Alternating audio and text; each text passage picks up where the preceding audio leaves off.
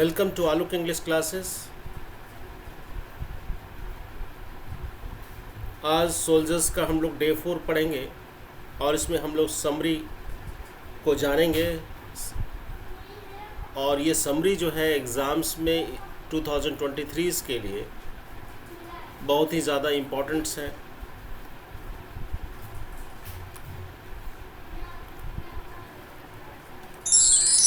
चलिए हम लोग देखते हैं समरी। ये आपके स्क्रीन पे रहा, द सोल्जर्स। ये पोइट्री है।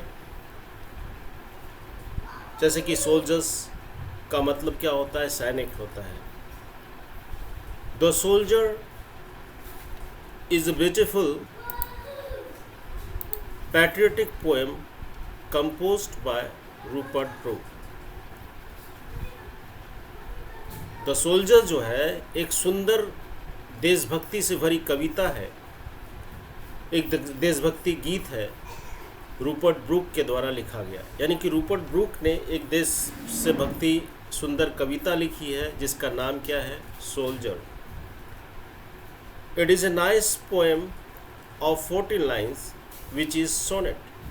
यह एक सुंदर कविता है, 14 लाइन्स की एक सुंदर कविता है जो क्या है, सोनेट है। यानी कि 14 लाइन्स पोएम्स को हमने बताया था कि 14 लाइन्स पोएम्स को हम लोग क्या कहते हैं, सोनेट कहते हैं। ऐसे सोनेट है, यानी 14 लाइन्स पोएम को हम लोग जो है वो सोनेट कहा जाता है।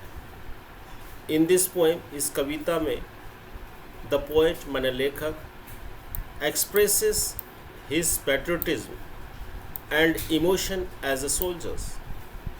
इस कविता में लेखक व्यक्त करते हैं अपनी देशभक्ति को और अपनी भावनाओं को सैनिक के रूप में व्यक्त करते हैं।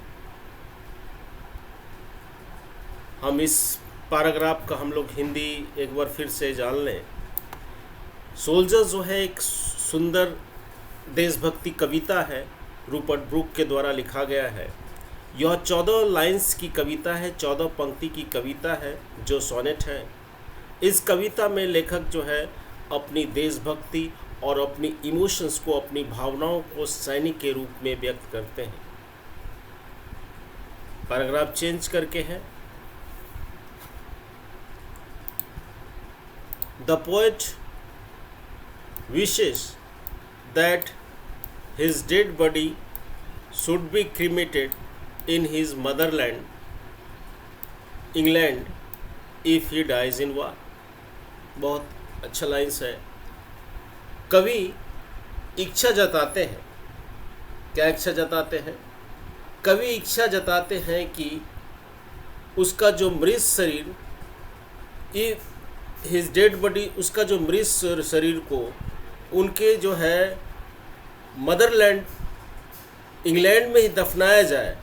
इफ़ ही डाइज इन वार, यदि वह युद्ध में मारा जाता है। कवि यह इच्छा जताता है जो उनका जो मृत शरीर जो है को मदरलैंड, अपनी मातृभूमि इंग्लैंड में ही दफनाया जाए यदि वह युद्ध में मारा जाता है।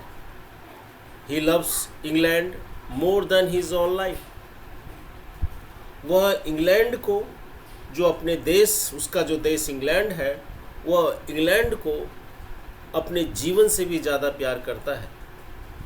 He prays to God for the victory of England. वह ईश्वर से, वह अल्लाह से, वह भगवान से ये प्रार्थना करता है, इंग्लैंड की विजय की प्रार्थना करता है, इंग्लैंड की विक्ट्री की प्रार्थना करता है। क्लियर हो गया?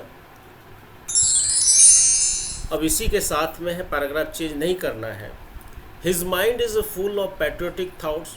कवि का जो दिमाग है, कवि का जो थिंकिंग है, सोचने का जो तरीका है, वो पूरी तरह से पैट्रियोटिक है, देशभक्ति से भरी हुई है।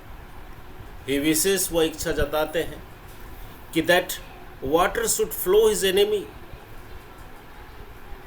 शत्रुओं के ऊपर वो पानी फेर देगा। जो शत्रु who wish to rule over England through the war, युद्ध के जरिए जो शत्रु जो है आक्रमण, इंग्लैंड पे आक्रमण करना चाहता है, उनके इरादों पे वो पानी फेर देगा। Everyone should spend peaceful life. हर एक आदमी को जो है एक शांतिपूर्ण जीवन जीने का अधिकार होना चाहिए। Everyone should spend peaceful life. हर एक आदमी को शांतिपूर्ण जीवन बिताना चाहिए। हिज मदरलैंड, उसके लिए जो मातृभूमि है, is like heaven for him, उसके लिए स्वर्ग के जैसा है। The poem is full of patriotic thoughts, यह जो कविता है पूरी तरह से देशभक्ति से भरी हुई है। It impresses us very much, यह हमें बहुत ही ज़्यादा इम्प्रेस करता है। एक बार इसका हिंदी बता देते हैं। यह जो सुंदर कविता है सोल्जर्स, ये सुंदर कविता है, देशभक्ति से भरी कविता है जो रूपर्ट ब्रुक्स के द्वारा लिखी गई है। और यह कविता 14 पंक्ति की है जिसे सोनेट कहते हैं।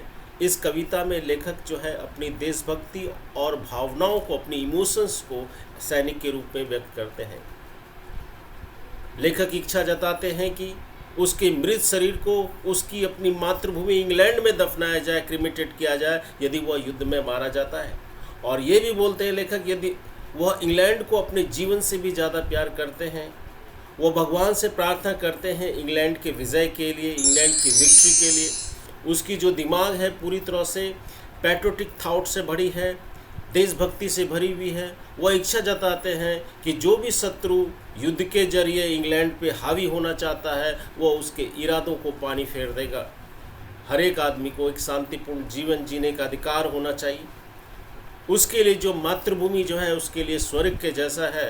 यह कविता देशभक्ति से भरी हुई है। उसके विचार जो है, यह कविता पूरी तरह से देशभक्ति से भरी हुई है। It impresses us very much, यह बहुत ही ज़्यादा हम लोगों को प्रोवाइड करता है, इम्प्रेस करता है। Thank you.